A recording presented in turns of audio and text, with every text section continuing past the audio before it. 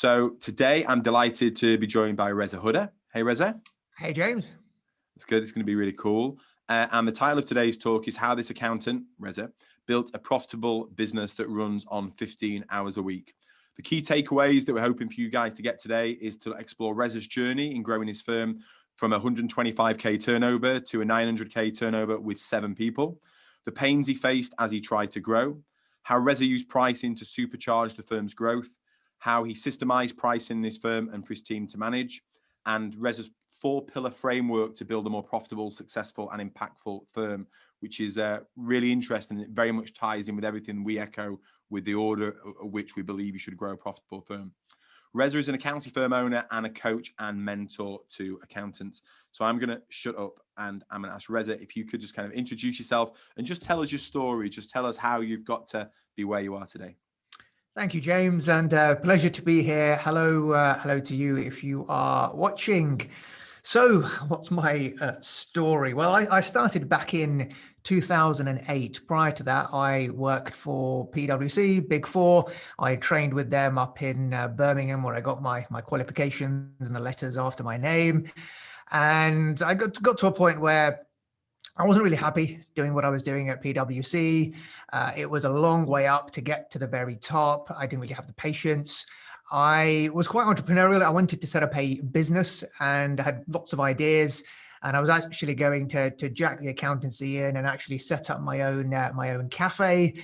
But then I think someone saw some sense, or my dad or someone just said, look, you've spent all this time and effort in learning accountancy. Why don't you stick with it and find something or find a business that actually uses your skills? So yeah, serendipity happened and the opportunity came to buy a small practice in the south coast of England in Hampshire. My father-in-law, who had been running a firm, was looking to sell out, and he had been talking to other firms, looking to exit himself and retire. And we got talking, and together with a friend of mine, we decided that, okay, fine, we'll buy into the practice, we'll take out a loan, we'll buy the practice. It was fairly small at the time, sort of 125k turnover, around I think it was 4 or 5 employees at that point in time. And so we started that process. Halfway through that, my partner, my friend from PwC who was going to come in with me, decided to back out. He lived up in near Stoke Way, so moving his whole family and his whole life down south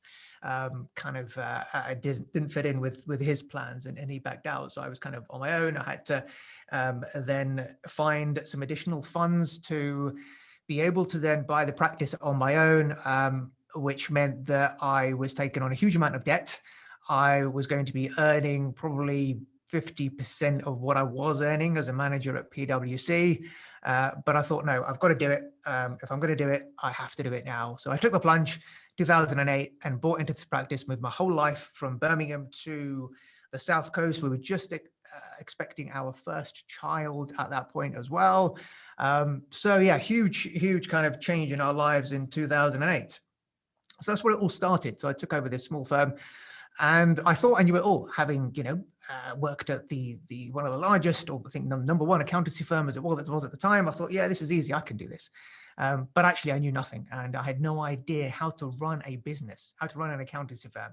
I knew the accountancy side of things. I knew the tax side of things, but I had no idea how to run a business. So it was a real rude awakening for me when I joined. And obviously I kind of went on a journey of trying lots of different things in terms of how to grow, buying lists of data and doing, random email shots and letter shots and doing telemarketing and driving around Southampton back in the day to meet with people who really weren't ideal clients and picking up clients. And then just, we did grow initially because I was able to focus on business development and marketing, but it was growing without any direction, without any strategy, without knowing anything about pricing at all. So it got to the point where a few years later, we didn't really have the clients that I wanted to work with. We weren't really that profitable, had a high staff turnover, systems weren't really in place, and something had to change. Yeah. Something had to change. It's really interesting what you said there, Reza. I know that, I know a lot of firms take over or by other firms or whatever, and it's always harder than you think it's going to be. It always looks better than it does on paper, and then you get into it, and it's always hard. And I think what the other challenge is there that you said is you go from being a great accountant to then running a business, and you've gone from here to now down here, and you realize that you don't have any of the skills. You don't know how to market, how to sell, how to price, how to systemize, how to recruit, how to build your team, etc. And so you're right at the bottom. But here's where I think you guys struggle. If you're a plumber and you're brilliant at plumbing and you start your business, it's okay to put your hand up and say, I have got no idea how to run a business. Can someone please help me? If you're a professional, an expert in what you are in the professional services, it's much harder to say, do you know what? I've no idea how to run a business, because what you think that people think is, yeah, but you're an accountant. You should know how to do this. And so I think there's that added pressure of where people don't know it, but they're also afraid to put their hands up and say, I have no clue how to do this, because the expectations imposed upon them. Yeah, you're absolutely right, James. And it took me a while to figure that out. I mean, I joined when I took over the practice in 2008. It wasn't until 13, 14, where I actually then reached out and started to find mentors and people who had gone there before me to find out how I can actually get out of my state of pain and improve where I was. And you're spot on, because we are in a position where we are the advisors for businesses. Business owners come to us for advice. So how can we possibly not know what we're doing? We are the so-called experts. So you're absolutely right there. It's a huge element of kind of fear, and it holds a lot of accountants back from actually reaching out to get help. But at the end of the day, no one's taught of this. You don't get taught how to run a business when you do your accountancy exams. You don't get taught how to run a business when you're working for a big firm, because more often than not, you're a small cog in a big machine, and chances are it's a traditional practice, so they don't really know how to run a business themselves either. So without this university of how to run a business, without going through any formal kind of training or learning from others, it's a very lonely place to be. Yes. Yeah, cool. So before we get on to kind of how you solve this challenge, Reza, I'd just like to dig into the pain a little bit more. And you keep saying the word business, which I love. I've got my friend Timothy Munro on here, and he's a big believer in using the word business. We're running accounting businesses here, and I think that's very, very important, because it changes your mindset fundamentally to what you've got, rather than an accountancy firm or an accountancy practice. So that's really key. So I would like you to just dig into a little bit more of the pain that you were suffering in your business, and also how that spilled over into your life as well, because you said when you started you had one child. Well, you carried on with that, and you've got a few more now. We have indeed, yeah. So yes. 2008 was the first, and we had a couple of kids one kid every 2 years. So we've got four now. So four children between the ages of 7 and 12. So by 2014, my fourth was born, and it was at that point, I think, when I really started to kind of panic a little bit, to say, right, I've got a big family here now. I need to, I think we were still living in rented accommodation, and we needed a bigger home. And we had, we very much wanted to give our kids the best education as well. So I came from sort of humble beginnings. I went to a pretty poor comprehensive school, but we really wanted to, if we could, to afford to give our kids the best start in life by putting them into private schools and giving them education. And we were making profit in an accounting firm, but with four kids, putting them through private school is not cheap. So I thought, well, something really needs to change here. Something needs to change in terms of I need to change, not only in terms of, getting the practice to a level where it can generate the income that I wanted to do, the things that I wanted to do, but also I have a big family now. I don't want to spend all my time working, so I don't get to see my kids. I don't get to drop them to school, to pick them up, to spend time with them in the evenings and the weekends. We don't have a big family to spend all your time working. So I wanted to be there for them. I wanted to kind of be able to take holidays during half terms and Easter and summer holidays and Christmas and all that sort of thing. But it wasn't going to be possible with the way I was going, with the hours that I was working, with the way things were in the practice. So again, something had to change at that point in time. Cool. So what were those pains that you were experiencing in the business, Reza? Yeah, so pains on all fronts, really. We didn't really have ideal clients. We were poor on our systems. We had high staff turnover. Pricing wasn't great either. So I went on a journey. Like I said, I discovered mentors, and I started to learn from others in the profession. I started to read more widely in terms of trying to upskill myself in the realms of sales and marketing and just general business knowledge. And the first place I started, or the place where I started to get the biggest results, was working on my pricing. When I started to learn about value pricing, I came across sort of Ron Baker. I started to read a bit widely on pricing, started to implement some of the things that I was reading about and hearing about, and saw that, wow, this stuff is powerful. When you start to make changes to your pricing, that has an immediate impact into your bottom line. I mean, we as accountants all know that when you increase your pricing, you do nothing else but add more profit to your bottom line. But we are so hesitant about doing so. So learning about value pricing, about realizing, well, just changing the mindset in terms of, because back then it was a lot of people, we were still stuck in the time-based billing age, and actually coming to the realization that, this is crazy. Just because this is the way things have always been done doesn't mean that this is the way things should be done. And coming to the realization that clients are not buying time from us. Clients don't want time from us. Clients want us to solve problems. And the bigger problems we solve, the more we can charge. So let's focus on what are the value areas? What value are we giving to clients? What outputs, what outcomes, what results, what solutions are we giving to clients? And let's start to price based on that. So that was a starting point, really, in terms of understanding value pricing and then starting slowly to implement changes. And I guess I was in a fortunate position. This was kind of pre-software days, so pre-GoProposal days. I kind of learned pricing manually, just like you learn accountancy manually using T accounts and learning debit and credits fundamentally on pen and paper. I kind of learned pricing that way, actually reading about it fundamentally, the foundational principles behind it, behavioral economics and all that kind of stuff. And through that, then when software did come along, it made complete sense, because things like the importance of giving clients certainty, which is what they want. They want two things mainly. They want certainty and they want choice. They want certainty in what they're going to pay, and they want to be able to choose what it is that they buy, and then that gives you a better result. So, focusing on those sort of things gave me that kickstart to sort out my pricing, and then it just snowballed from there. That's great. That's cool.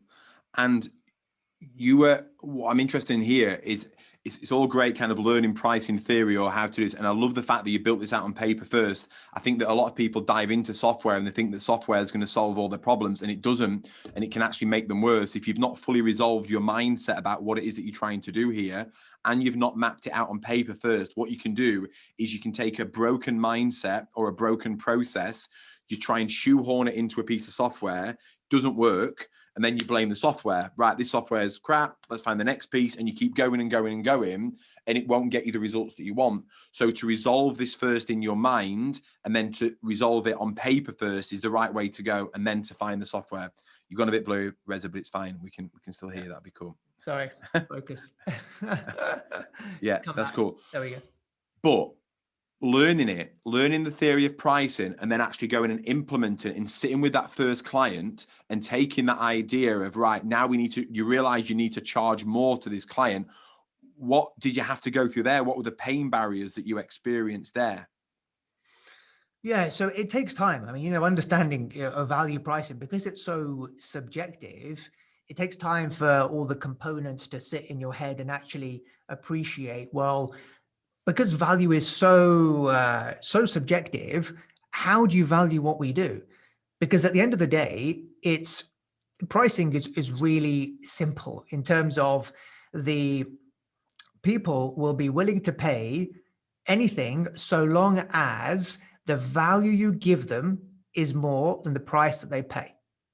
So how can we articulate the value that we are providing in a way that is more than the price that you have asked for? And if it is, then clients will buy. And value, in terms of what we do, is essentially made up of two components in my mind. There is the tangible value, so all the stuff that we actually do, that we actually produce, that you can touch and feel, the accounts, the tax returns, the bookkeeping, all that sort of stuff. And then there is the intangible value. And the intangible value, again, is all around, right, so how do we make our clients feel? What kind of experiences do they get from working with us?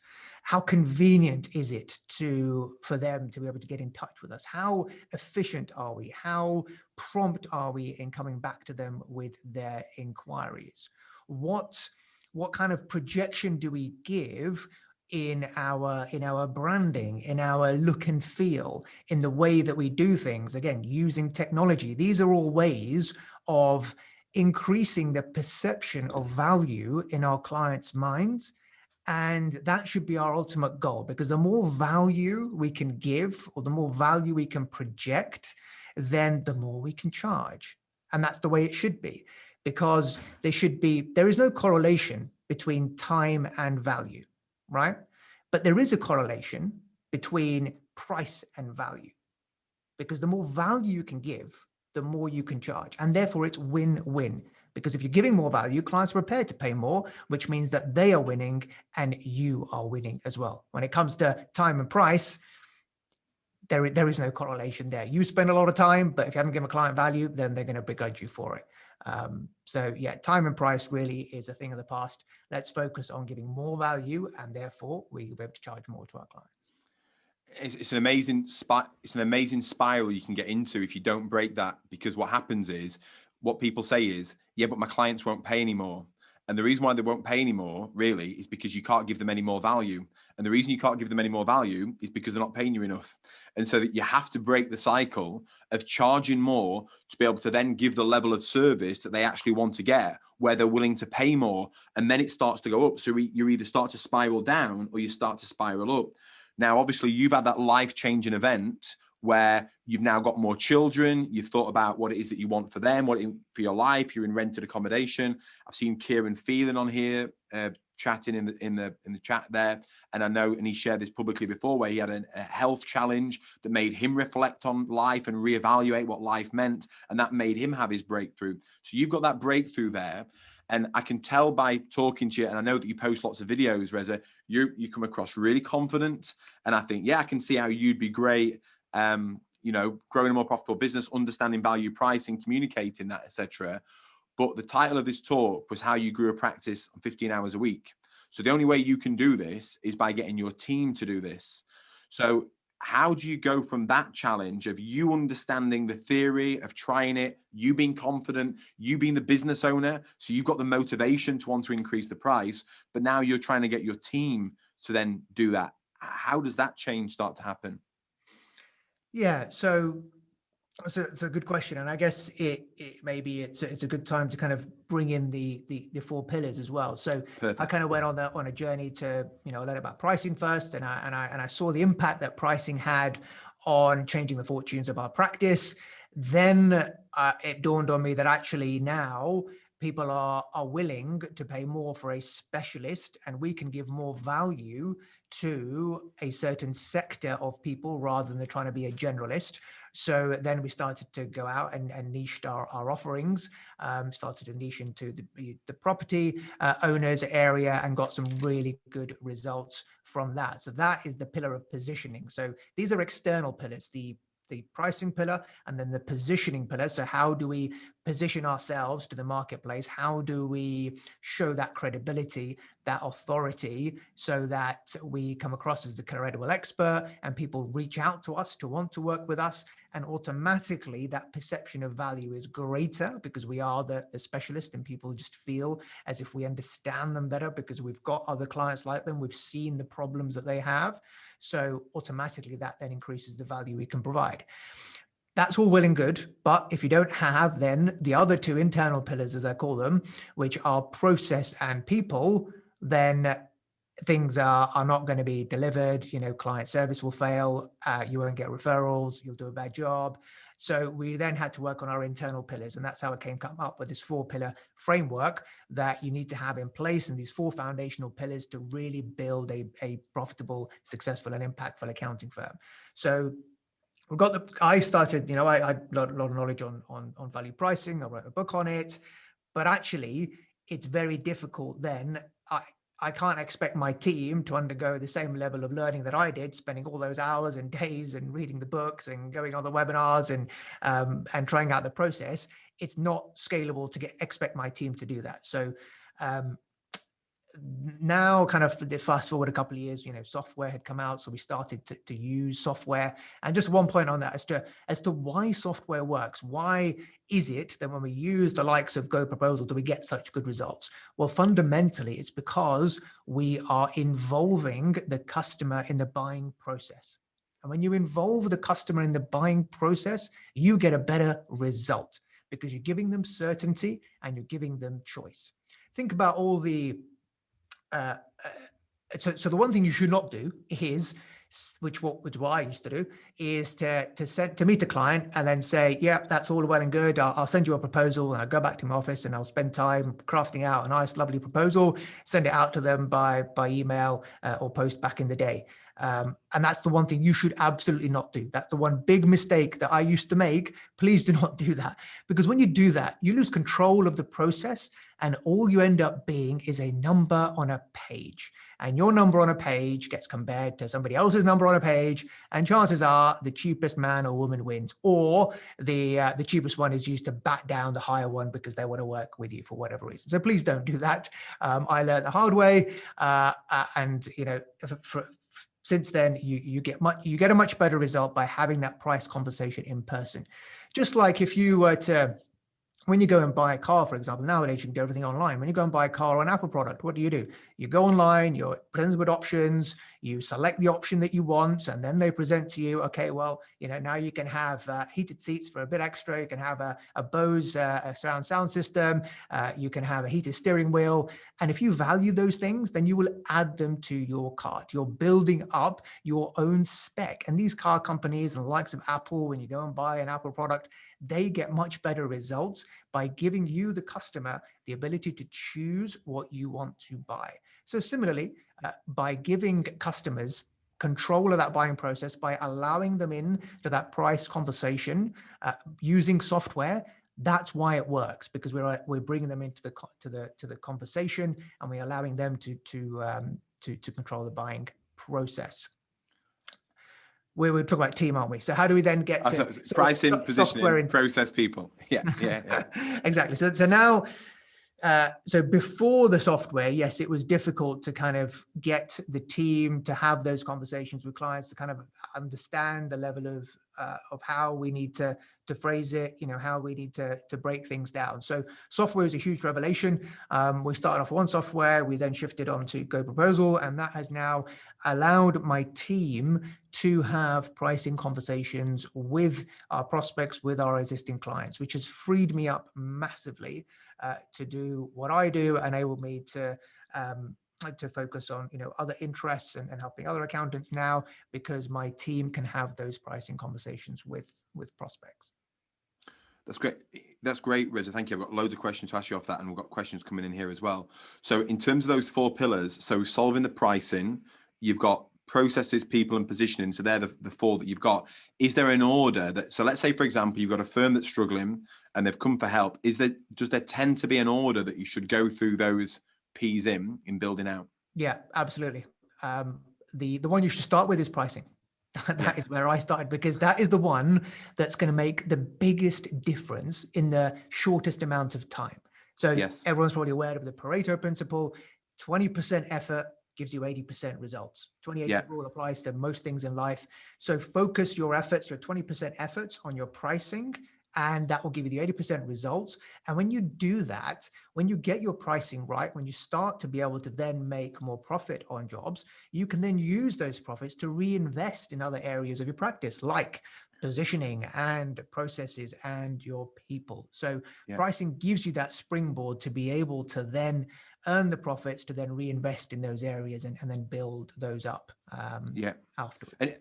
And is there an order of those other steps, Reza? Does there tend to be an order of those other steps, or does that depend on the challenge that firms are facing? Yeah, it does depend slightly, but I would say pricing and positioning, kind of the two external pillars, to really focus on those first. If you can get your pricing right and your positioning in the marketplace, because now it's harder than ever to differentiate yourself. And if you are a generalist, then it's becoming very tough. So how do you really become crystal clear on your messaging as to who you solve, who you serve, and the problems you solve, to be able to attract the level of clients, your ideal clients, to you, so that are prepared to pay you the higher fees, and that you can service comfortably within your zone of competence to be able to service them profitably and more efficiently than you would kind of, every potential SME in the country if you don't have really a honed in specialism. Yeah. And just on that, with a lack of positioning and a lack of differentiation, then all you have to differentiate yourself is price. And then at that point, it will be the cheapest person that wins. And then you're on the spiral down. So I see how you have those two hand in hand. And that's typically what we see. So pricing and positioning, then the next issue is, right, well, now we've got more business coming in. We need to get our processes right. And then you start to get your processes right with the team that you've got. So they start working more efficiently.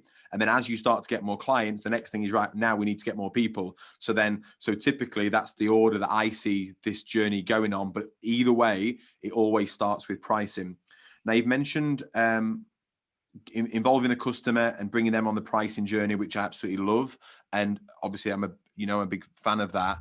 And I know that people are very often nervous about doing that in front of the client because they're afraid of the questions that they get asked during that meeting. And so they're scared, so they send it afterwards. But those questions need answering anyway. And so you're either going to answer them while I've got you here and while I can talk to you about them, or you're going to go off and you're going to talk to your mate in the pub, if you're allowed to go to pubs, or your mate on the phone or whoever.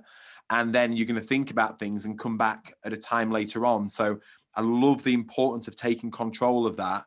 And I know that does require a step in confidence, doesn't it, to be able to do that? Yeah. But then you've hit on one thing here, which I know we're going to have a contentious thing. And I think when I knew I was going to have this call with you, I thought, I know we're going to bump heads on this one. And let's do it. Let's bump heads. So you're a believer of the kind of 3-tier pricing model, or a fan of that. And I'm, quite outspoken about never have 3-tier pricing. You should only ever offer one choice to the client, which is the right choice. And my belief about that is that if you give people multiple choices, you undermine your own authority, you hand control back to the client. And what if they choose the wrong one? And as the professional, I always kind of equate this to kind of like surgery. Like if someone's coming to you and you're the surgeon, then I should prescribe to you the best, operation, procedure, or whatever it is that I think is right for you. And I'm not going to say, hey, Reza, do you want my 10-stitch package or my 7-stitch package or my 5 stitches? How many stitches do you want me to put? And you're like, no, I want the right amount for me. So, but I know you use Goposal, so I'm very interested in how you reconcile this and how you are able to give choice to clients without undermining yourself. You've done all this hard work in the positioning. You now want to communicate you being authoritative. How do you not undermine that by then handing over choice? And how do you, and we've already had somebody ask this here, how do you make that work with Goposal? So I'm very interested in exploring that with you, Reza. Thanks, James. Yeah, I think this is the bit people are waiting for. I think Lena's just mentioned this is the bit I was waiting for. Here we go. Come on then, Reza. Let's go. Let's go for this. Yeah, no, I'm glad you raised that, James, because I have a riposte to your surgeon analogy as well. So absolutely, what we do in terms of the quality, the output will always be the same. Technically, when you're doing a set of accounts, the amount of technical input in terms of the accuracy in line with accounting standards will never be different. But how we deliver that can be. So just going back to the surgeon analogy, absolutely. The surgeon has to give you that procedure in order to fix whichever problem you are having. But you can have choices in terms of who you get that surgery from and where you get it. For example, here in the UK, you have the option to have your surgery done for free under the NHS. or you have the option to be able to go private and have surgery done under private healthcare. The surgery will be exactly the same. In fact, in most cases, the doctor will be exactly the same. But how you get it, how you're made to feel, the convenience and the swiftness of getting an appointment through private is much faster than NHS. You can take that to another level. If you've got a problem and you need surgery, you can not only go private, but you can go to the best surgeon for that particular procedure in the country, and that would be even higher. So in terms of choices, we have choices available to us in every sphere of life. And this is not me talking. This is kind of the world of behavioral economics, and people have won Nobel prizes in economics, like Daniel Kahneman and Amos Tversky. They've written books on this. Yes, too many choices then is not a good thing, because then you get the paradox of choice. But it's been known that giving 3 choices is kind of the optimum when you are presenting any prices to customers. So that was actually my dilemma, because we had this conversation maybe a couple of years back when I was using another pricing software where I had the... You can say it. You can say the name. It's fine. We're all friends here. Yeah, I was using effective pricing together with Practice Ignition, giving 3-tier pricing, and everything that I'd learned about pricing was based around kind of the model of 3 and giving choice to customers.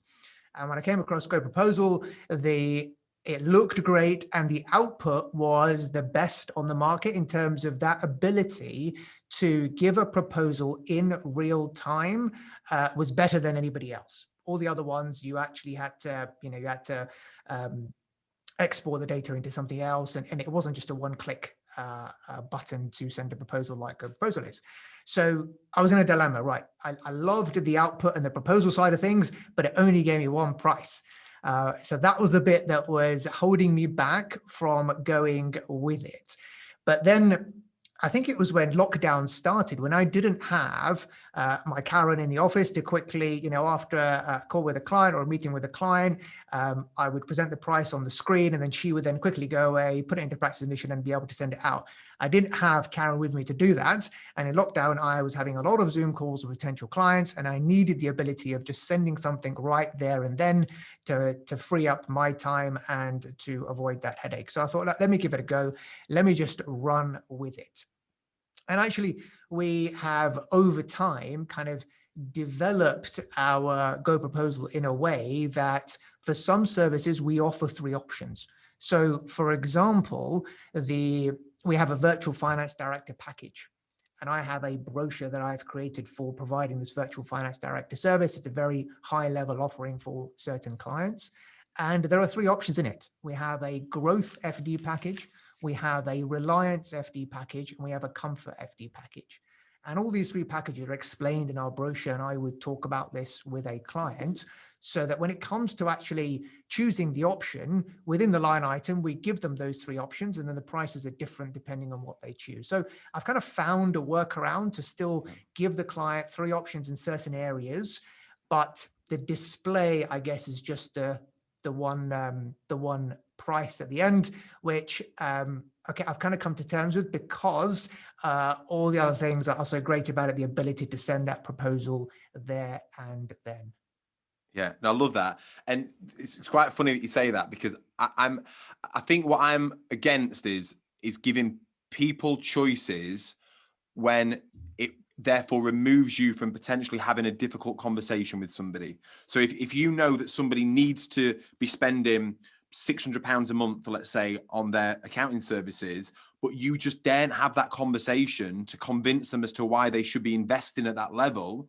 And then you say, well, okay, well, I'll take myself off the hook and I'll say, well, I've got one at 50 quid a month, one at 200 quid a month, and one at £600 a month. So when people use it to abdicate their responsibility to have a difficult conversation, I think that's when I'm opposed to it. And I'm also opposed to it when you give choice for everything, because it just becomes crazy. But what you're actually talking about there is saying, well, this, based on my expert opinion, this is what you actually need based on our consultative conversation. But where you've got choice and flexibilities in these areas, and despite the fact that I'm quite outspoken about 3-tier pricing, in our firm, in MAP, we do actually offer 3-tier pricing for certain services. So for example, management accounts, do you want monthly management accounts? Do you want monthly management accounts with a video, or do you want quarterly management accounts? So that's an example of a service where they can have flexibility and they can have choice. They still need the service, but we're going to give them that flexibility. So I think you've actually arrived at the same conclusion that we have, which isn't strictly speaking 3-tier pricing of here's 3 choices, nothing to do with me. All the responsibilities on you. If it goes wrong, you're to blame. You're actually guiding them through that journey and giving them choice as well.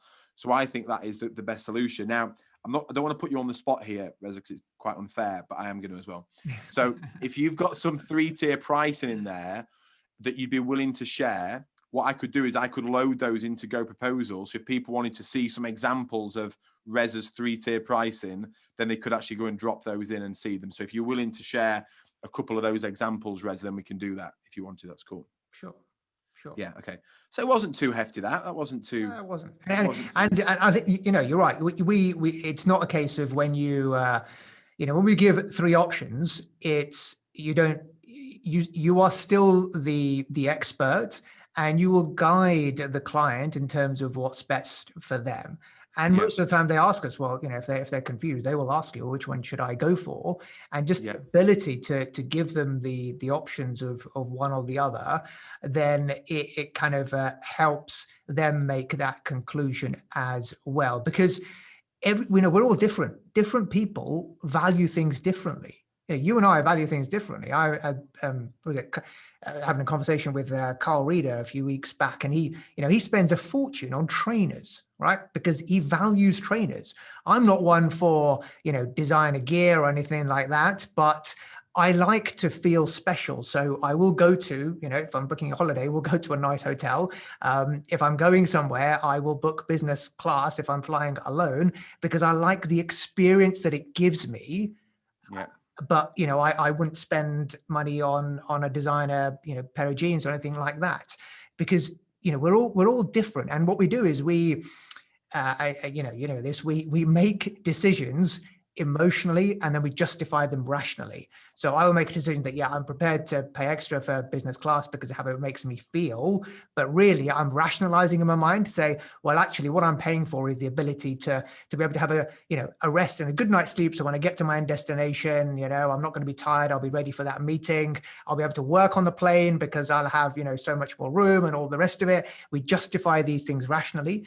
But we are emotional beings, and we will make every decision emotionally. And often when you're giving 3 options, what you're doing is it's not the actual output or the accuracy or the quality that changes. It's just the additional frills that give those intangible values. So for example, more access to you, 24/7 access to you, for example, or the ability to speak to you as a partner as opposed to speaking to a member of your team.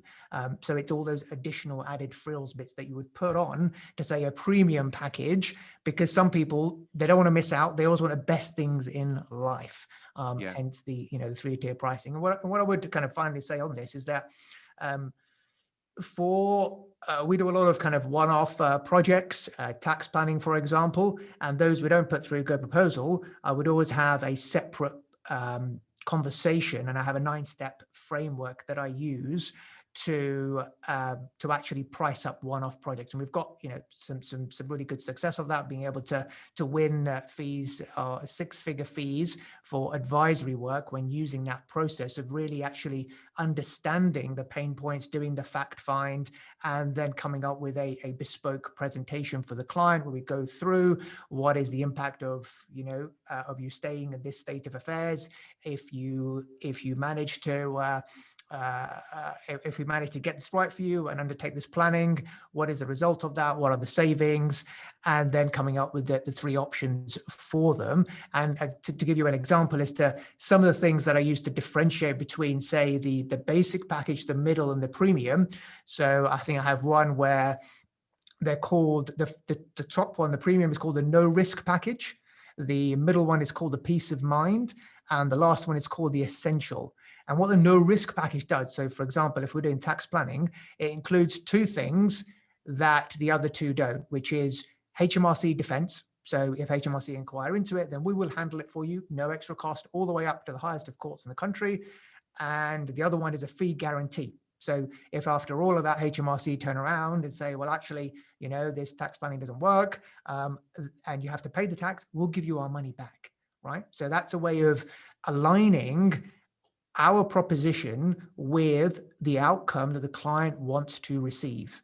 And again, people are risk averse, so they will attach a high value to something like a guarantee. The middle option doesn't have the guarantee in it, but has the HMRC defense. And the essential one gets the job done, but doesn't have those two extra factors that the other two packages do. So depending on people's risk profile and what they value, they can then choose what's best for them. Yeah, that's really interesting, really good. And be interesting to speak to you more about the one-off project that you're doing. We're building a piece in Goposal that will allow you to do the projects within there and have staged payments with milestones that can be signed off by the client or by yourself as well. So we could explore that. So we've started to get some questions coming in here, and I'm conscious of time. I want to make sure that we start to work through these, Reza. Okay. Before we start tackling these, is there anything else that you kind of want to share about your journey, about your process, about your 4 steps, about what you've done with your team? Is there anything else that you want to add into there? Yeah, so just one thing on the team. Have I gone fuzzy again? That's right. My camera's playing up. Yeah, so a couple of years ago, we went ROE, so we implemented the results-only work environment, and that's made a massive difference in terms of the productivity, the morale, the motivation of our team. So we allow them to work when, where, and how they wanted, as long as the work gets done. And I've spoken a lot about this in videos and things, but really being in that knowledge economy, being in the service economy, the 9 to 5 is an outdated model of how we work. The 9 to 5 exists and came from the industrial age, when we used to have to work in factories and make widgets between the hours of 9 to 5, because that's how work got done. Fast forward 100 plus years, we're in the digital age, but we've still got the working practices of the industrial age. It just doesn't make sense. We're in the knowledge economy. Who says that work only happens between 9 to 5? Do you only get an idea? Do you only get that creativity spark between the hours of 9 to 5? No, you don't. So by giving our employees, our team members, that autonomy to be able to work independently, to be able to manage their own workloads, to control the demands of their life by being able to manage their own time, we will create a culture of employees and your team members wanting to do more, feeling more attached to you, the business. And again, you then bolster that foundational pillar, which will then help you to deliver the great client service that you want. Yeah, they're really interesting. I love that you're challenging that, Reza. And I think, if anything, this last year has taught us, there's been lots of change, lots of disruption. The accountants, bookkeepers, advisors, your value in the world has significantly gone through the roof, because people have really started to understand the value that you can bring. Likewise, your workload has gone through the roof over the last 12 months as well. So I believe we're in a unique opportunity right now to hit reset with lots of our client relationships, and also relationships with our staff, relationships with our company, with our family, with our, work-life balance. Work-life balance doesn't exist. There's not a thing anymore of work-life balance. There's just decisions and consequences. Like, just decide what it is that you're going to do, And so I think we have a real opportunity right now to reinvent. How does this going to look for us? I love the fact that you started with, what is the life that you want? What is important for you, Reza? What is that life that I want? And then based on that, what is the business that I want that's going to give me the life that I want? And then you started to look for people that could help you with that, and software that could help you with that. Because rather than you struggling and figuring out how to make these breakthroughs, the fastest way to progress is to say, hey, you seem to be getting the results that I want to get. Can you just kind of show me how to go from here to there, please? That'd be really helpful. And you know what I find, I've been in this space for 4 years now. Accountants, bookkeepers, they're among the most generous people I've encountered, willing to help each other.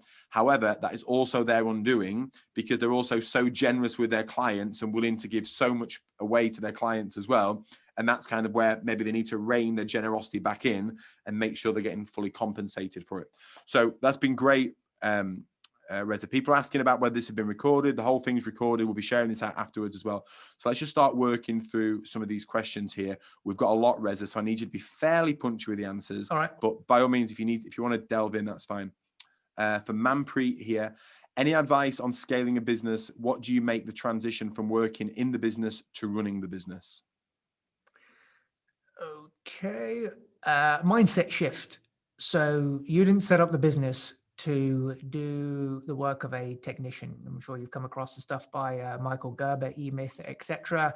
You were in a job, you weren't really happy with what you were doing, you thought you could do things better, but that involved you having a mindset shift and becoming a business owner, and therefore having that front of mind and making the investments that you need to in people around you or outsourcers to be able to take on board the delivery of the work so you can focus on building the business, on your positioning and your pricing. That's what you want to be doing. So I'd say, make those first investments in people and a process so that you can be more on the business than in. Sure, thank you. Carl Jackson's asked about interest in how you make value pricing work with Goproposal. They've recently changed from effective pricing and practice ignition to Goproposal. They like the flexibility of Goproposal and understand the logic, but interested in how you do that. And I think you've answered that one, Reza. I'm sure we can go a little bit deeper with that, but we'll say that one's been answered. So thank you for that, Carol. Michelle Morris, we have a handful of problem legacy clients. It's an interesting word, legacy. Whenever I see the word legacy, I always see emotional attachment when I hear the word legacy. We have a handful of problem legacy clients. We also have too much work. We are considering just getting rid of the real bad ones. Would you recommend to get rid and start afresh, or is it better to give it a chance, i.e. tell them what is changing and why, and to give them an opportunity to change with you? Yeah, I mean, the easiest way is to increase your prices. And if they leave, then all well and good. If they stay, well, fine. It's win-win really for you. So yeah, focus on your pricing, reprice the existing clients to make sure that you are getting a share of the value that you are delivering, because that's what pricing is that at the end of the day, is taking a share of the value that you are generating for your clients. Great. Ellen Shakeshaft from Australia, do you pick your ideal clients, Reza, so that you know you can bring value to them, which they will pay for? Yes, absolutely. And you have a vetting process for that, do you? Yes, we do. So, we have certain systems in place in terms of profiling our prospects, in terms of the position we have in the marketplace, so that, we only talk to those which kind of meet certain criteria. Cool. Kira Phelan from Ireland. We've had a few clients who deliver good value in terms of this. We've had a few clients who we deliver good value in terms of the service, timeliness, responsiveness, and they left for a lower price, but came back when they realized why the price was lower and why we charge more. Is there any way of helping clients to understand that different price usually equates to a different service level, other than to let them go and find out for themselves? Did you understand that? Did I read that well enough? Is there any way of helping clients understand that different price usually? Without them having to leave, I guess, without them going and experiencing a lower level service and then coming back to you 12 months later, is there any way that you can kind of intercept that and change that mindset in the person without you having to lose fees or that client for 12 months, I guess? Yeah, I guess there's wording you can use, there's kind of reframing, there is, I guess, for want of a better word, not fear mongering, but not on that kind of scale, but just talking about what could go wrong. Because remember, when you are the incumbent, there is something called status quo bias, which means it's much harder for someone to move away from the thing that they're attached to. So that's why it's difficult to win new clients, because there is status quo bias with the existing accountants, and the pain has to get to such a level that warrants a move away. So on the flip side, if you are the incumbent, if the status quo bias is with you, then it's very hard for someone to jump ship unless the pain has got so great. And one of the ways of kind of communicating the risks of moving away, because people are very risk averse. So what are the risks that they could face about moving away? What impact could it have on their business, on their systems, on their ability to be able to get the service that they want? So talking about these things and throwing these things in there and talking about experiences that perhaps other clients had that left and came back are ways of kind of just reinforcing your status quo bias when you're the incumbent. Yeah. And I think also reminding people of all the great work that you do. I know Paul Meads, and he shared this before, which is quite interesting, which is every year he reminds his clients how much taxes save them, but not just this year, since they started with him. So he reminds them of all the value that they do for people. And this is the thing, you guys do so much great work for people, but you don't tell them. You don't tell them all the great things you do. So then they hear it from someone else saying, we can do this for you, we can do this for you. And you're like, we do all that. but you're not telling them. So don't be afraid to kind of communicate the great work that you do. Natasha asks, I think you may have answered this. How do you discuss price there and then? I don't know the price off the top of my head, as there are a few complexities that determine the price, and I tend to have the buying conversation process over the telephone, then say I will email you a proposal. So we know how to solve that one, don't we? Yep. Goposal. How exactly? Have the pricing conversation in person, and yeah, if you're struggling, use something like Goproposal that will assist you in presenting that price much easier than having to come up with things from the top of your head. That's cool. We've got a question here that says, how qualified or experienced are the team that you've put in place? And then I saw a question over here about asking about offshoring as well. So I don't know if they're kind of tied in or whether you want to kind of answer both those questions at the same time, Reza. Sure. My team are mainly qualified by experience. In fact, I don't actually come to think of it. Yeah, we don't have any chartered accountants with letters after their name in the practice. But they're qualified by experience. They're highly good at what they do. AAT qualified, obviously. It's client experience and how they can manage clients is what's important to me. And we've got to the point now where they have such solid relationships with clients. The clients invite them out to, their Christmas dues, and they send them presents. Brilliant. And, invite them out to meals and that sort of thing when they could. So, again, one of these things, a lot of firm owners, they're very cagey about relationships and they don't like to let go. And this comes from kind of the older traditional style firms where the partners have those relationships, and, every email, every letter will be signed off by the partner. But I'm very much of the mindset that like I said at the beginning, we run a business. And when you run a business, if you want to scale, you can't afford to have each and every relationship reliant and dependent on you. You must let your team loose. You must allow your team to talk to clients, to develop their own relationships with clients, with you giving them support and helping them and showing them how to deliver great client service and client experience. But allow your team to develop those relationships, because that's key in allowing you to step back and work less hours going forward. Yeah, there's a really interesting book on this, Reza, I think it's called The Starfish and the Spider, and it looks at organizations where, so a spider, if you chop the head of it off, the whole organism dies because the knowledge exists within the head of how that organism runs. A starfish has a radial nervous system, so the knowledge of how the organism runs throughout every part of the organism. So if you chop a starfish in half, each half of the starfish grows a new starfish because it knows how to grow. And it's about, rather than the concept of pushing knowledge up to people with the power to push a decision back down, how can you push the decision-making ability into the hands of everybody who've actually got the knowledge? So it requires a real mindset shift. That's great. And I threw offshoring in there, Reza. I don't know if you use offshoring or you're an advocate of that. We don't use offshoring. We did try outsourcing with payroll, but then we brought it back in again. We are now using outsourcing again. So, by all means, things like I'd recommend. I'd suggest things like the kind of the year-end account process. We're actually looking to outsource that now as well. So we have started to, and we're going to develop that, because that is not something which is of value to clients, right? But what is important is the bookkeeping side of things these days.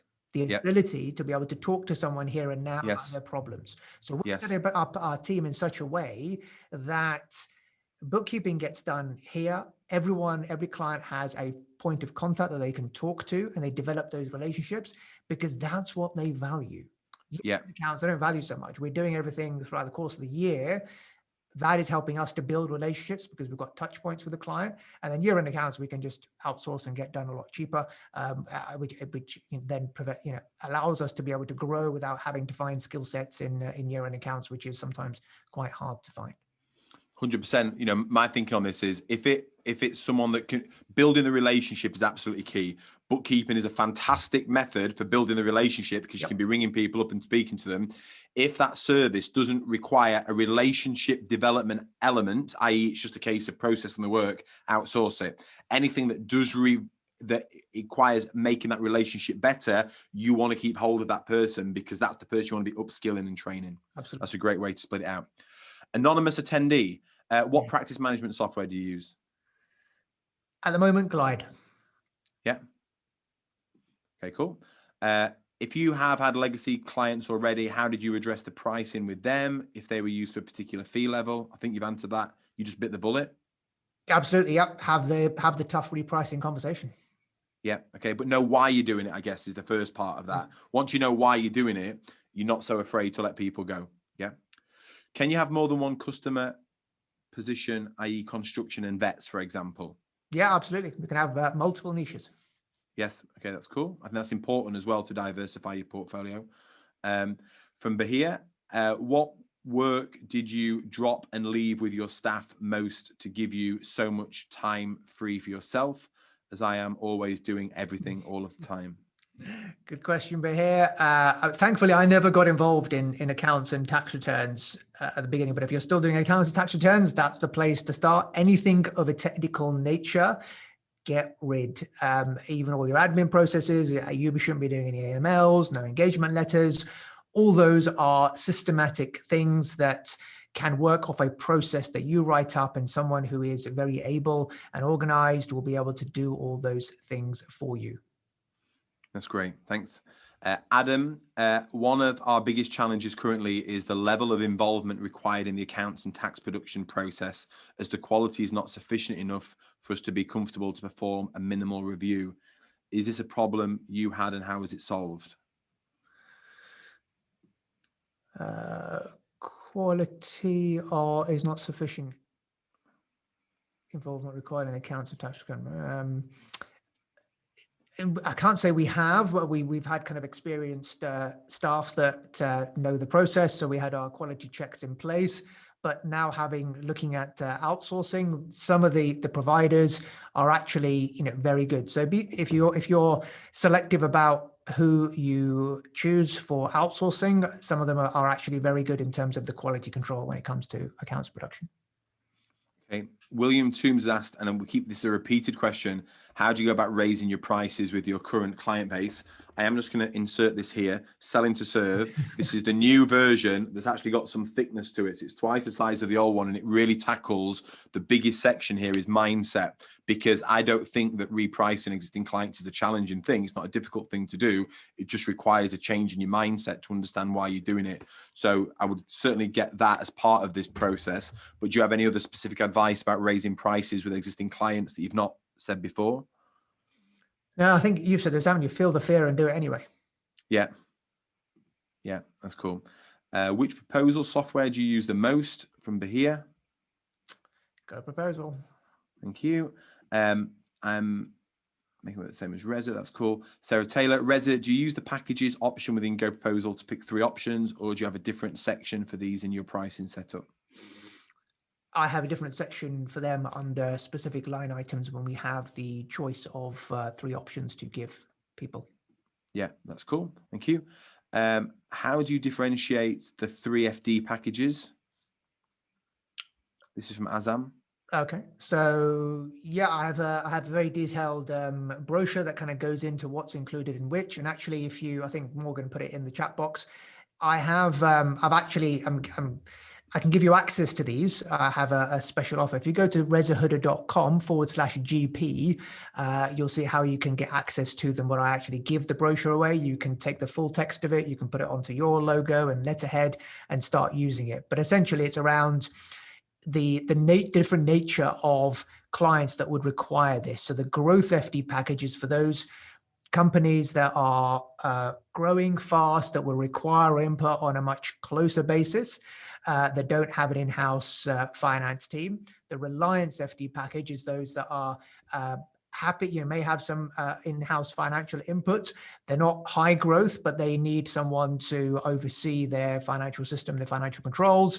And the comfort one is, they've already got in a finance team in place, and they just want an oversight on what they are doing. So that's how we kind of split it out, looking at kind of the individual client avatars that would value having this service.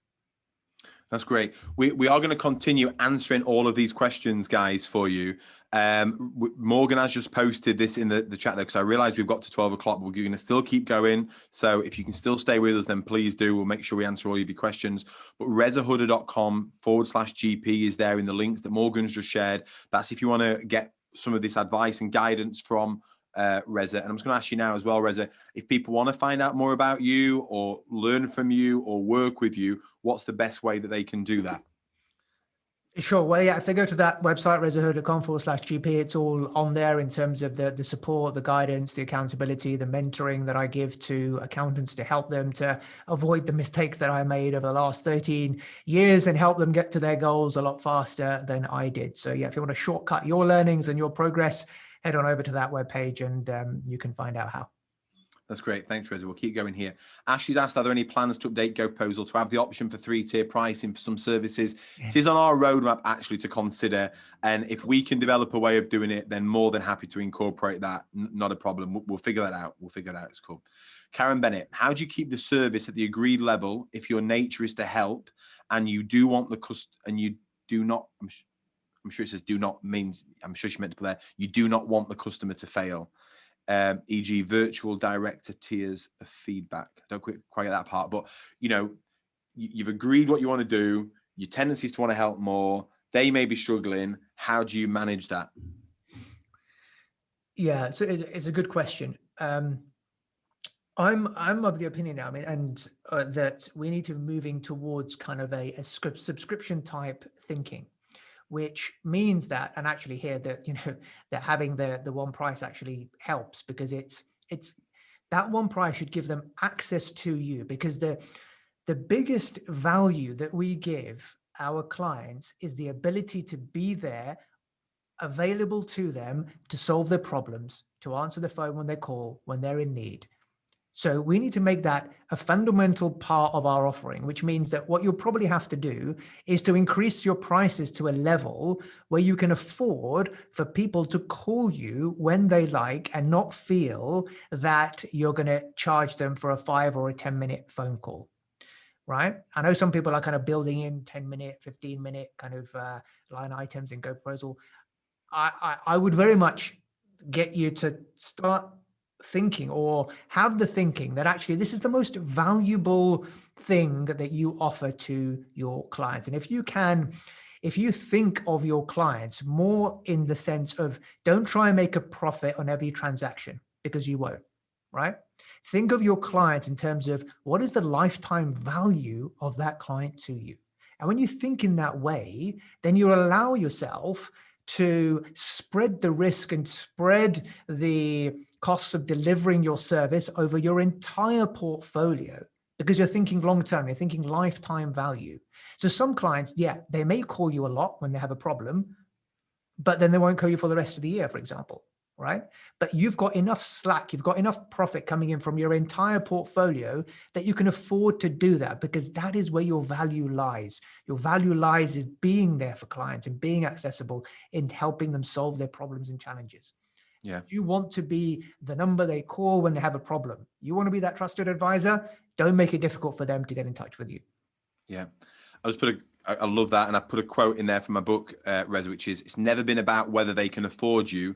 It's always been about the time you can afford them. And you can't afford them any time if you don't charge right for it in the first place. You know, price is just that linchpin that solves all these other challenges. From Anonymous again, how do you hire? Currently a sole practitioner. I'm currently a sole practitioner to expand, and will need a team, but not sure how to do that in terms of outsourcing, hiring, using subcontractors, as I want to take myself out of the day-to-day. I appreciate that's a very, very big question. Yeah, I think if you're just on your own, first thing to do is to hire a VA, someone in admin, to at least take all that away from you, and you'll notice a massive difference in the amount of time that will free up will be phenomenal. Yeah, it's amazing that people naturally think, I need a fee earner, I need to bring a fee earner in, but they don't realize how much time is being wasted with admin staff. I think it's like 40 or 50%, something like that. So yeah, admin staff, that's great. Can you clarify the 4 steps, please? This is from Natasha. Okay, so the 4 pillars were pricing, process, people, and positioning. There's more about it on that webpage that you just heard about. That's great. Thank you. Do you, Michelle Morris, do your team need to be qualified or able to complete the task in full before you implement ROI effectively? No, not necessarily. We have a mix of juniors and experienced staff, and it works for everybody. You give them that trust and autonomy to be able to manage the demands of their life and to be able to kind of work when, where, and how they want to manage all the demands that they have, and they will produce. And at the end of the day, the only employee agreement in a ROE is do your job, keep your job. What you do is you create such an awesome culture that people want to stay within it, that you give them all the autonomy and the control, but have expectations as to this is what we expect of you. And if you're hitting those expectations, all well and good. You can stay in this nice, cozy culture we have. If you don't, then you're out and you've got to go back to someone else who's going to micromanage you and work 9 to 5. So focus on creating an awesome culture that people don't want to leave. They will want to stay and produce. Yeah, that's great. Skylar was asked here, hi Reza, would you mind sharing the 3-tier main key differences again, using more generical accounting terminology, as I come from a different country and finding it hard to understand, not sure what Hmrc is, etc. Okay. Yeah, Hmrc is basically the equivalent of the IRS. Skylar, if you're in the US, the tax authorities, essentially. So I think when I was explaining those 3 options, it's the risk of the inquiry. So again, it's an unknown. We are giving the client certainty in respect of if there is an inquiry, there'll be no additional cost to them, and we will handle every inquiry as long as it takes for as long as it takes for until the highest courts. So they have no extra amount to pay. That's great. Richie Lennon, is there any books or source of information to learn more about results only work environment? Yeah, read the book Work Sucks by Callie Resler and Jodie Thompson. Thank you. Lindsay Bennett, pricing. I often struggle to articulate the value to clients to justify the price. Any advice on how to do this?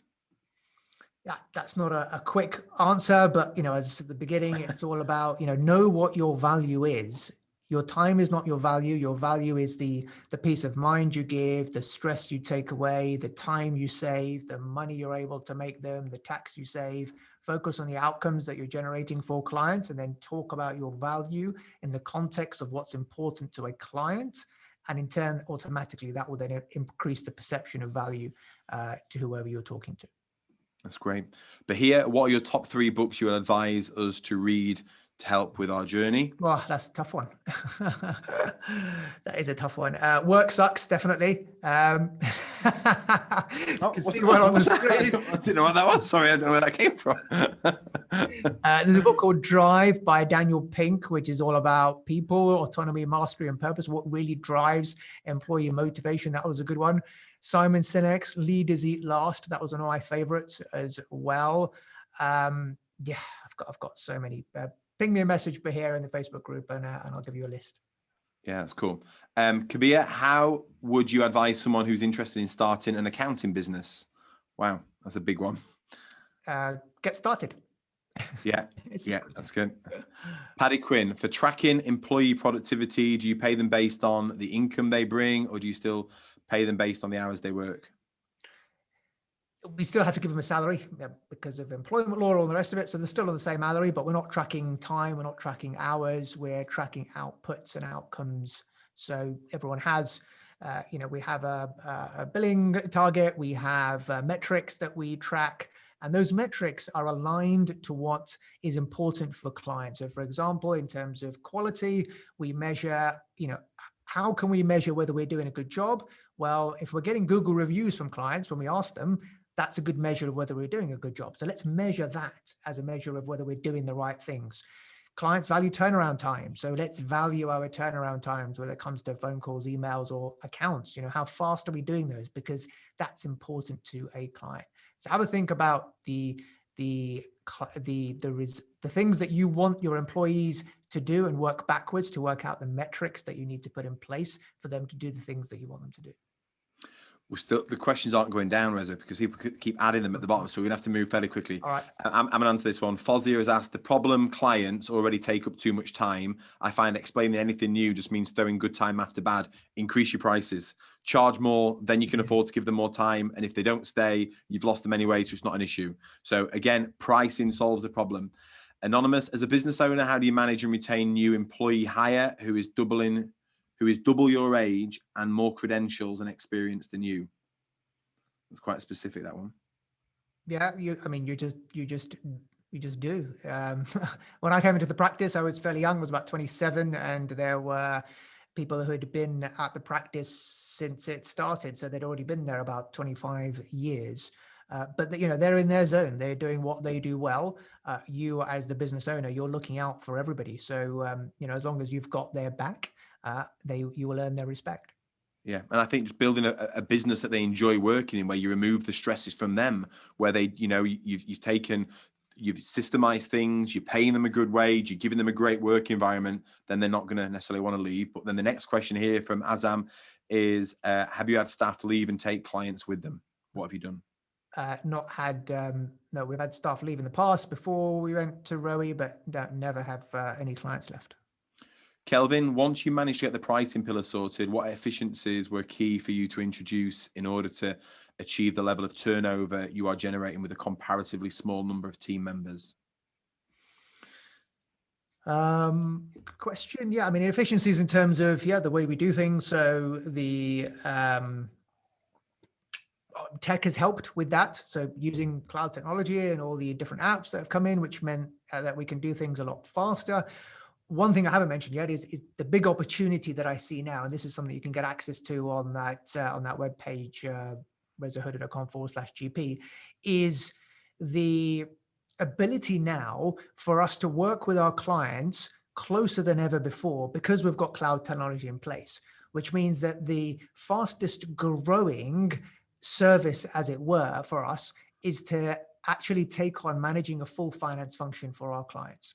Now, that might seem a lot, but actually all it is really, if you think about it at a smaller level, is actually doing all the bookkeeping for them, doing the management accounts, basically being their internal bookkeeper or finance manager. But it's so much more than that, because we're actually creating those systems for them to ensure that everything is done seamlessly so that they get the output that they need to make better business decisions. And that has been our highest growth area over the last 6 or 7 years, where we stumbled across it. We had clients who had their own in-house bookkeeper or finance manager when they were using Sage, and they came to us because they had left and said, look, we're in the lurch now. What do we do? Can you take over? And we started to take over.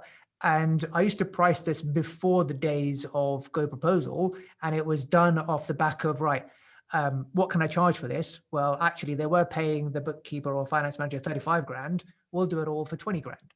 And just like that, again, it's about, everyone needs contrast when it comes to pricing.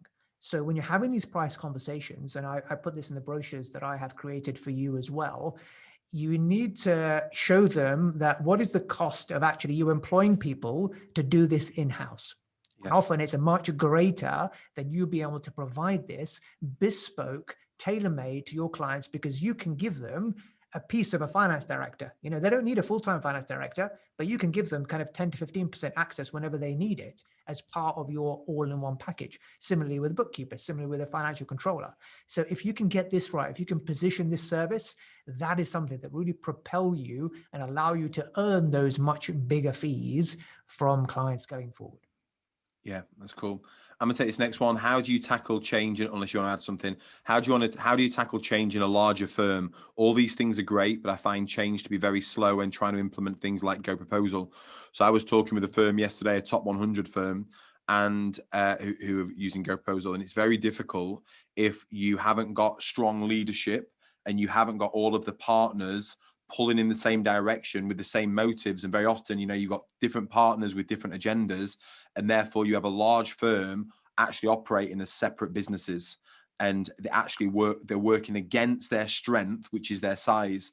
And the moment they can actually start working together and moving towards a central destination, then they can start to pool all of their knowledge together and start with developing a system around pricing and really improving. And until they can do that, they're actually very vulnerable. And although they look big and large and we've been in business for 100 years on the website, etc., they're actually very vulnerable to smaller, much more nimble firms who can make decisions. Someone like Reza just smashing through the middle of it because they're able to make decisions and do things. So it is a very difficult one to bring everyone together. And we have worked closely with larger firms like that to be able to do that. I don't know if you've got anything to add to that, Reza.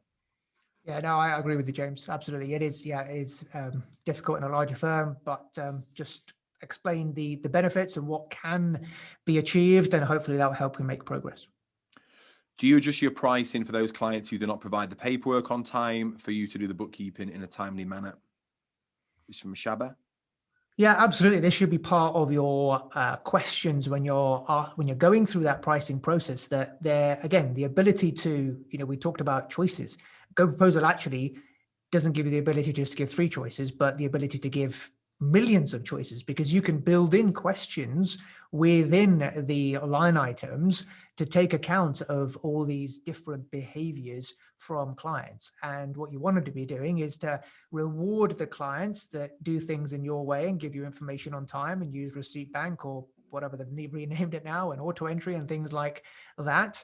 And at the same time, therefore, clients who are not prepared to do it that way or can't be bothered or just want to dump receipts to you, they have a higher price. And then that's fair to everybody. People who are willing to do some of your work for you get a lower price. People who are not have a higher price.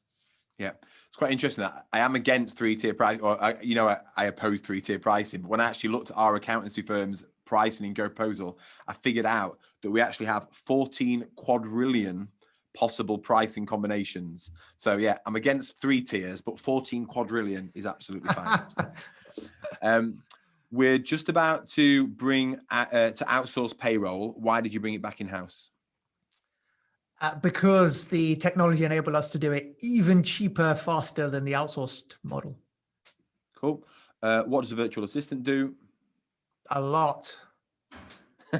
We find bookkeeping to be very laborious and loss-making in many instances. What margins do you make? It's a margins question. I think we can answer that. Massive. In terms of fees, but you make good money on that. Yeah, I mean, our highest fees are kind of 50,000 plus, and most of that is kind of because the thing is, remember this line I heard from somebody, I can't remember where, but when you own the numbers, you own the relationship. You want to own the numbers. Let's just think about that. When you own the numbers, you own the relationship. I love that. You want control over the bookkeeping because that gives you control over the relationship. Yeah, Morgan, that's our quote. We used to be registered auditors up until about 3 years ago, and I knocked it on the head because it was too much hassle, and nobody values an audit. And we ended up making a hell of a lot more money doing bookkeeping work than we did auditing. So it's highly valuable. It's just the problem we do is and the name doesn't help either. We need to reframe bookkeeping because bookkeeping is so much more than just entering information into ledgers, right? Bookkeeping is actually the basis, the foundation that enables business owners to make decisions about their business and their life. And if those foundations aren't there, then they've got no business. They're shooting in the dark. So it's, we need to reframe it. Full finance function, real time reporting, talk about it in those ways and talk about bookkeeping systems rather than just clients and you thinking that it's just menial stuff. It's not. It's highly important. And without bookkeeping, there is no advisory, there's no management accounts, there's no decisions taken by business owners. I know people who I always pull them up on it. If ever a bookkeeper says, yeah, but we're just a bookkeeper, I'm like, hang on a minute, what do you mean just a bookkeeper? And they kind of see, there's this kind of hierarchical thing that we're the bookkeeper and then the accountants are here, etc. I know of a bookkeeping practice in Scotland who are doing amazing stuff. And they're like, we are everything. I don't understand what accountants do. I don't understand the value they bring. Like we unlock the entire value of the relationship. So yeah, completely needs to be reframed up in terms of what you do there. What net profit margin should we be achieving these days? I'm always a little bit hesitant to get into specific pricing or specific profit margin questions, but if you want to kind of give any indication or parameters for that, Reza. You can earn 50% if you build things in the right way. There we go. Now we're talking. How can we have diverse client positions and have clear marketing? Would be being a specialist in one put off the other customer type that you're going after? If you're talking about having multiple niches, no, absolutely not. Because let's say, we have multiple niches. We have a niche in property tax, for example, and we have separate landing pages and areas on the website for that. We're just creating a new brand, which is going to appeal to content creators and social media influencers, which means that our messaging can be on point for those on a separate website, landing pages, etc. That's cool. What receipt capture software do you use, please? Auto entry. Great. Outsourcing services. Outsourcing services that clients don't put so much value on. Who do you plan to use to outsource your year-end preparation to? And do you allow the outsourcer to use their processes, or does the outsourcer conform to your workflow? process. So only answer what you're happy to answer there, Reza. Yeah, we used their, we looked at their process and we were happy with it because it was quite comprehensive. So we are using their process. Yeah. So people asking who you use for outsourcing. I don't know if you want to share that or not. It's up to you. Yeah, well, it's at the early stages of relationships. I don't want to kind of. Okay. Yeah, no, that's cool. That's perfect. The price discussion at the outset, I find not too problematic. Sometimes we have difficulty when we're asked to do something that falls outside the engagement at a later point. For example, a reference for a mortgage. Some clients can be resistant to that. Any tips on starting that conversation? Just before you answer that, Reza, or I may be able to answer it, and this is for Jason, things like, doing mortgage advice, or what the tax savings can be on a car, whatever, they're significant pieces of work, and to my mind need to be charged for. And when you think about this is not just about pricing. This is to ensure that you're covered against giving that advice as well. So the moment you or if your members of staff starts to give advice on an area that you have not protected and covered in your engagement letter because you've not covered it off in the proposal, if you don't have something in your proposal that talks about ad hoc work, you now could be exposed. So not only are you not making any money on that extra service, you're now exposing yourself to risk for giving advice on that. And we've been, not only within Goposal, but we've got Oversuite as well, which handles all of the engagement letter aspect to make sure that you're fully compliant around this. You just need to make sure you protected yourself against that risk. Otherwise, you kind of double whammy. But have you got any tips on starting that conversation, Reza? Yeah, I think there is a fear around kind of saying something is extra, but actually most businesses have extras in if something is not within scope. If you're having a builder to do work for you and then you ask them to kind of add on an extra fence panel or something, it's going to be an extra because it wasn't part of the agreed scope. And similarly, you have, like your clients do, you have a pipeline of work, right, for your existing clients. And if something comes in that will force you to stop that pipeline of work and fit something else in, then clients will understand that. And they'll understand that, okay, fine, you want a mortgage reference done. Sure, we can do that. We can attend to it, but we would have to fit it into our pipeline. And that would be an extra small amount, whatever it is. That is highly valuable to them. They want it done quick. They want it because it's going to mean that they can move into their dream home. These things are highly valuable. So yeah, you should be charging for them, and clients will be happy to pay if you communicate the value in the right way.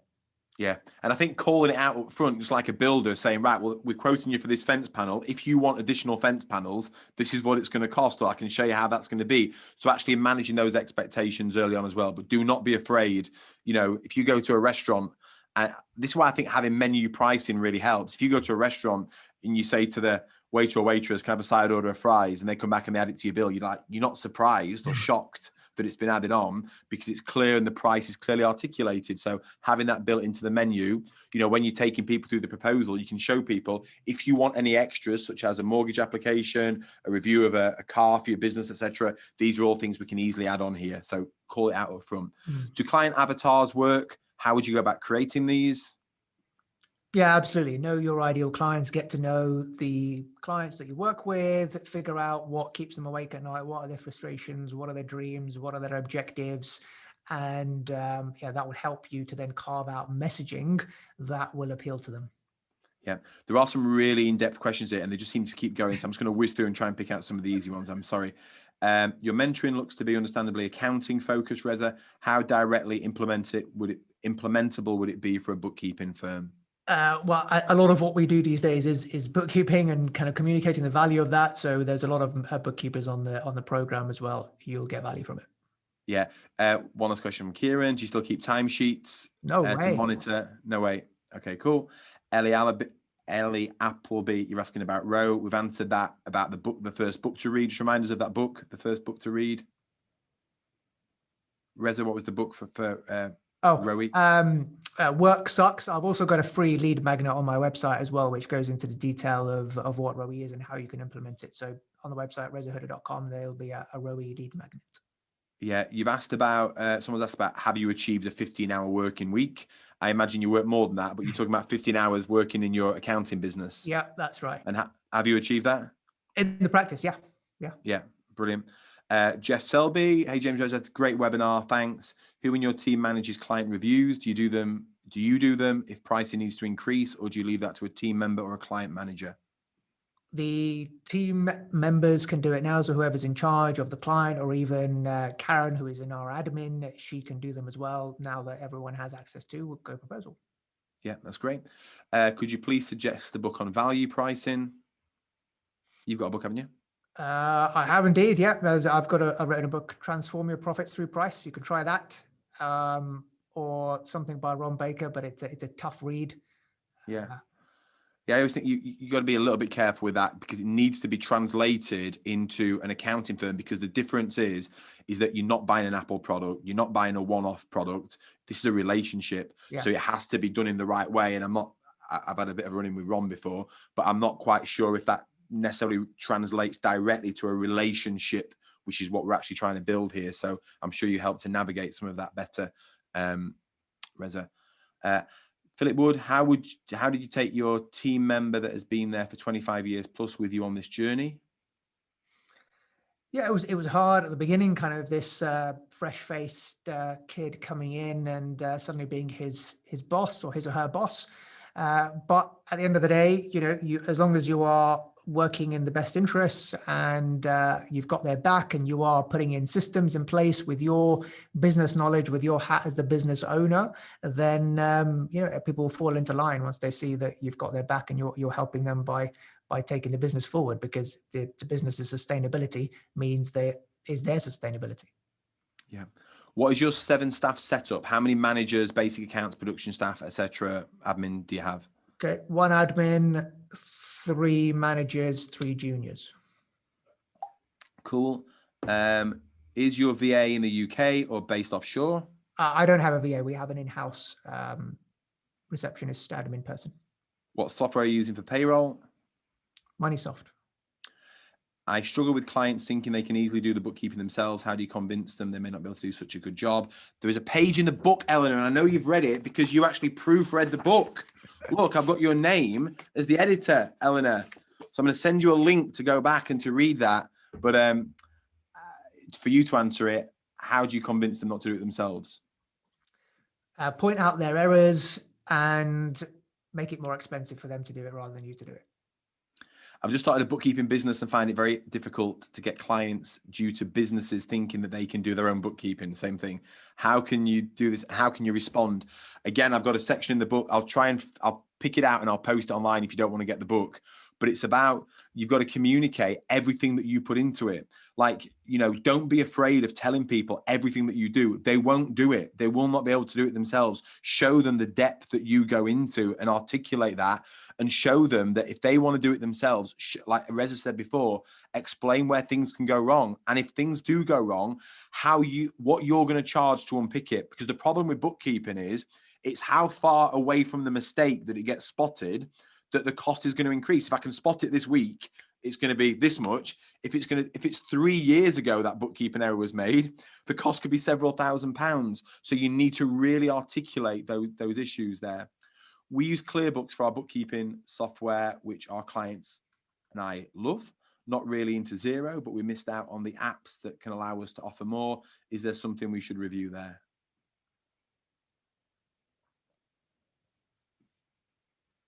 So James, is that for me? Yeah, that was for you. Yeah. Sorry. Sorry, I thought it was just a comment, not the one. Sorry, they're saying that we use ClearBooks for our bookkeeping software, which the clients love and they love. They're not really into Xero, but they miss out there from the whole app ecosystem. Is there something that you think they need to review? Yeah, I mean, it's a personal preference, really. Obviously, the kind of so-called market leaders are Xero and QuickBooks, but if you've got a niche offering and you're able to deliver value through using ClearBooks, then that's your prerogative. Yeah. I lost there. Okay, that's it. Paul Late, what is your view on buying fee blocks and from other practices versus organic growth? Yeah, it's something I've thought of in the past, but never did it because of organic growth. There's so much potential out there.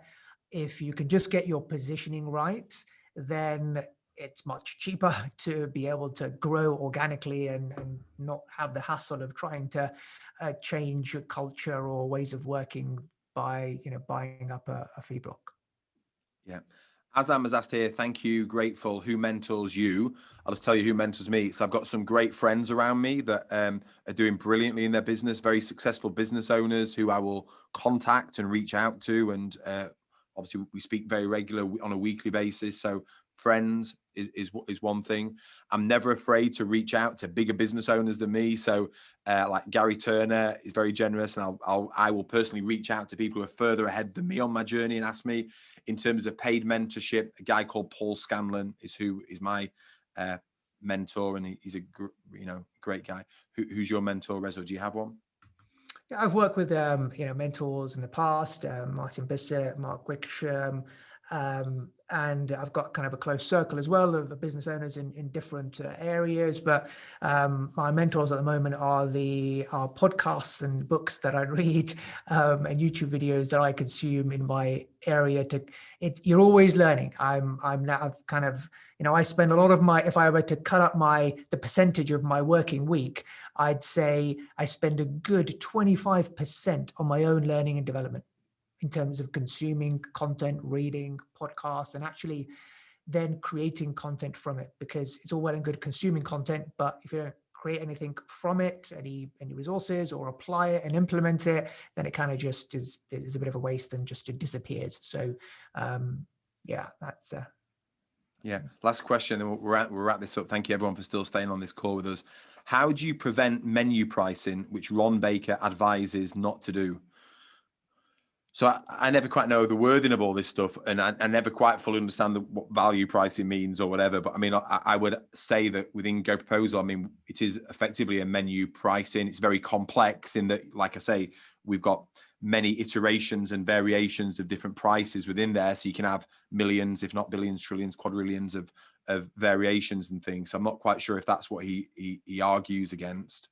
But do you have an answer to that? Because you know Ron Baker more than me and what he advises there, Reza. Yeah, I think what Steve's talking about, menu pricing, you mean 3 options. Right, okay. Ron has changed now where, he's talking about subscription economy and having everyone onto one price. I don't really agree with Ron in that respect in terms of pricing the portfolio that he talks about. I'm still with, we haven't even fully grasped value pricing in the accounting profession, I don't believe, in terms of pricing the customer, and having, at the end of the day, if you're giving certainty and choice, if you're using Goproposal, you are essentially giving subscription at different levels. So you're never going to have one price that's going to fit every customer, but it gives you the ability to use parameters to give a price to customers, which will vary depending upon their risk profile, depending upon what they value, the scope and preferences of each client engagement, which gives you a better result. That's cool. We've also developed a concept called data-driven pricing as well, which we did with an integration with Xavier, which is now called Dext Precision. And obviously they integrate with Xero, but now they integrate with QuickBooks, I believe now as well.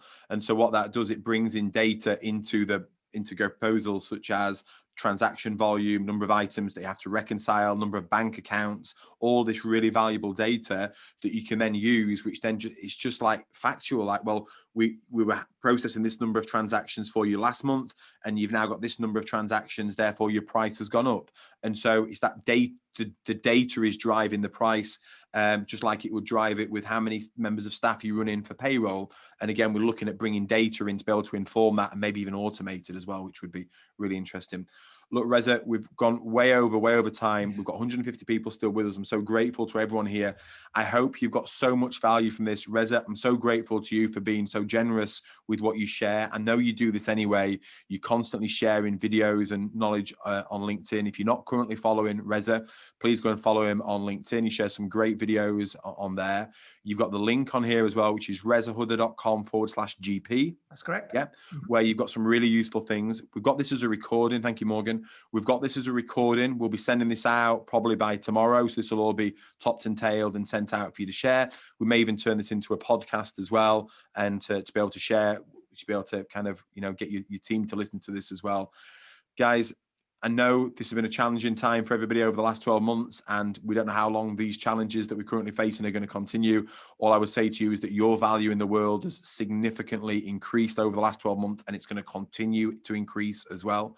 the place that you start to get out of this rat race that you may be in terms of working far too much for the effort that you're putting in and for the reward that you're getting, it all comes down to pricing and making sure that you are charging the fee that enables you to deliver the level of service that your clients want to pay for. Reza's got some great work around this. Reza's mentoring group will really help you with this. We have a lot of people come from that group into GoProposal, which actually works as a really nice team effort because they come over to us. We help them set them up on the system and do all the technical aspects.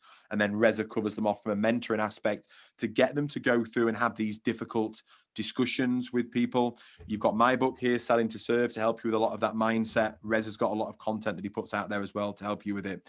Guys, I'm sure if you anything like me, you've taken lots of notes off the back of this, but only if you take action will anything actually change. We don't want this just to have been an hour and a half entertaining session. We want this to actually make a difference. So unless you actually go and take action now, nothing is going to change for you. And all I would say to you is while you're in the mindset, while you're fired up and believe that you can do this, go and take that action, whether that is following Reza on LinkedIn, going and signing up for his content on the link that we've shared with you, go and ordering the book. Go and take one step now while you're in that mindset, because that one step will give you the momentum to keep going and to break through the challenges that you're facing to ultimately get to where you want to be.